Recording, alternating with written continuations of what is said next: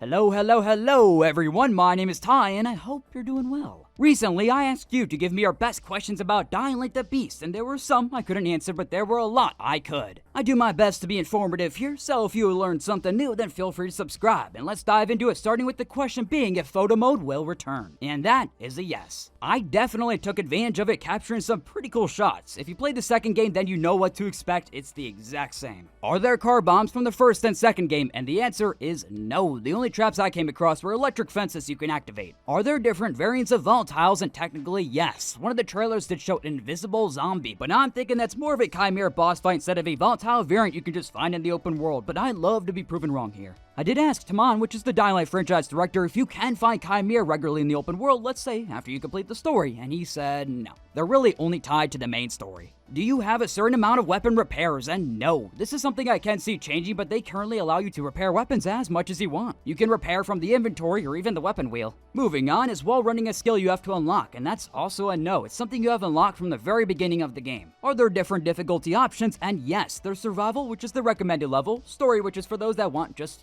the story, and then there's brutal, which they stated was created with Dying Light veterans in mind. It was asked if there are multiple save slots, and yep. This was a big one asked a lot, but do weapons degrade or visually look damaged over time? And unfortunately, no. The blood looks clean on weapons, but there's really no big visual indicator that a weapon has broke besides the red X on it in the inventory. So that kinda sucks. The first game did it really well. Can you use your watch during gameplay? No. Will there be a collector's edition? I think it would have been announced by now. We don't even know for certain when the physical version is releasing. Will transmog be in the game? And yes, this allows you to layer the visual look of clothing over any gear you've collected, so you'll still be able to get the best armor stats while not looking like a big old goofball. Next up, are X-Ray Hits from the first game back? And unfortunately no from what I saw. Will kick be its own button? And from what I remember, yes, but don't quote me on that one. Are there volatile nests to explore? And oh yeah. One of the side quests you get to play has you exploring a giant cave system. I'll talk about it more in a future video, but it's fantastic. Are the dark zones scary? And well, I didn't get a chance to explore a ton, but they're all unique. One being an apartment complex, one a Nate's Market, one a clothing store, one a hardware store. There are still regular buildings you can scavenge, but these are some of the better handcrafted sections. Alright, it was asked if Jade returns as a hallucination, and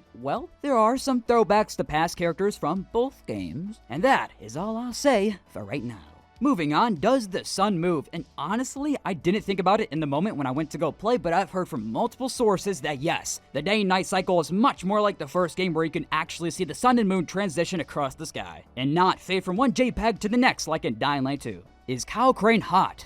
I don't know, you tell me. Will there be new takedown moves? And in terms of stealth ones, not really. But there's generally a bunch of new finishers, especially in beast mode. And if you're a fan of a lot of Kyle's moves from the first game, then you'll be happy to see a lot of those are back as well. Some of the finishers are so sick I don't even want to spoil them though, so I'll just leave them up to you to check them out for yourself. My only real issue is when you could tell that it's Aiden's animations from the second game. That's just when it feels a little off. Moving on, how are the biters compared to the first and second game? Well, to be honest, a little tougher. I found myself getting grabbed a lot, and that was a little frustrating, but in general, it's much harder to maneuver around them this time around. This game could actually use that Dying Light 1 ability where Kyle gives a little bop to the face whenever they go for a hug, but if not, that ram and enemy jump skill is going to come in handy. They visually look great though, and there's occasionally a little nudity thrown in there too, so that's new for the Dying Light games. Are there any E3 2018 Dying Light 2 vibes? And I'd say a little bit, yeah. Especially when you look at the architecture. They knocked it out of the park with some of these building designs, but at the same time, some of them are a little awkward to climb too. A lot of ledges look climbable, but a lot of them aren't, so learn from me and be extra cautious. Are there different color grading settings like in Dying Light 2? Timon mentioned there will be at least one, but he didn't elaborate much further as to what it actually could be. I'm thinking it'll be a yellowish type of tone to feel like Haran like the first game, but what do you think? Has the enemy AI been improved? The human enemies are really the exact same as Dying Light 2 until you tie the gunplay into it, but you really don't see many human enemies out in the open world. I only found 2 groups of the Baron's men in my entire 4-hour play session. I'd say the zombie AI is pretty much the exact same as well. They also had another good question, which is, can you easily escape volatiles? If you're running straight on, oh hell no, but if you decide to use any sort of verticality, it's not really much of a problem escaping anything. Run through a building, climb a few things, you'll be good for a moment.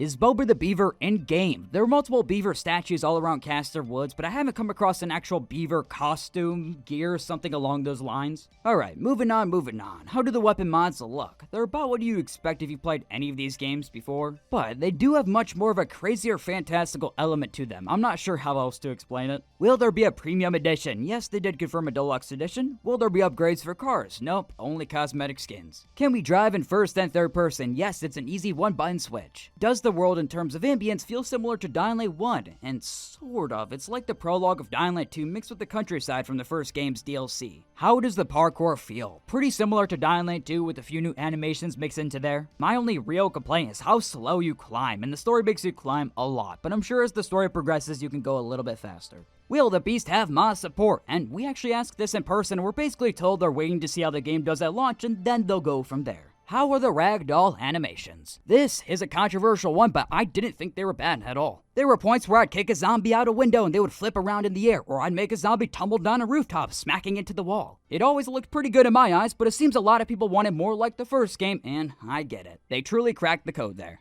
How is the variety of weapons? And well, I didn't find very many, only like 5 in total, but they were all unique and very well fit the theme. Things like shovels, axes, and then there's a decent variety of machetes, knives. Really just the normal zombie game weapon variety, but none of them looked boring, I'll give it that. Also, of course, can't forget about the grenade launcher and flamethrower, which can be unlocked in the skill tree. I didn't get to use the grenade launcher, but the flamethrower is chef's kiss. Perfect. And the final question of the day, how are the hit reactions with zombies? Because one of the game's biggest complaints was the weight of the weapon impact when smacking or slicing a zombie around. It just doesn't really look right to a ton of people. And in my eyes, to put my eggs in the basket, some weapons look and feel perfect, and then there's some feeling like I'm beating or stabbing a brick wall. I think the combat this time around is a little stiffer, you're a little slower, your old man Kyle trying to regain his strength. The game was just delayed a month though, so this is one of the things I can see them tweaking a little bit. Here's a quick bonus answer from an interview I just saw. The map will be about 30% bigger than the slums from the first game. I know a lot of people want to know for certain how big the map is, but I hope that helps put it into better perspective. Anyways, with that said, those were all the questions we're getting through today, and if I didn't answer yours that you sent in, it's probably because there wasn't much revealed about it yet, or I just didn't want to spoil it for you because there are things to spoil. I ain't gonna tell you who the beast is, I mean it's becoming common knowledge, but I'm not gonna spill the beans, I want you to figure it out for yourself. I really feel like the whole main mystery of the game is figuring out who's killing all these soldiers in the woods, who is the beast. A lot of the comments I got were asking me to spell who the beast is, and I'm just not gonna do it, fellas, I'm not that guy. I actually got spoiled on Spike's return in Dying Light 2 before it came out, and so I wouldn't want to repeat history for this game for anyone else. With that said, if you enjoyed, then do me the favor of liking the video, subscribing for more, and stop by for the next one. Adios.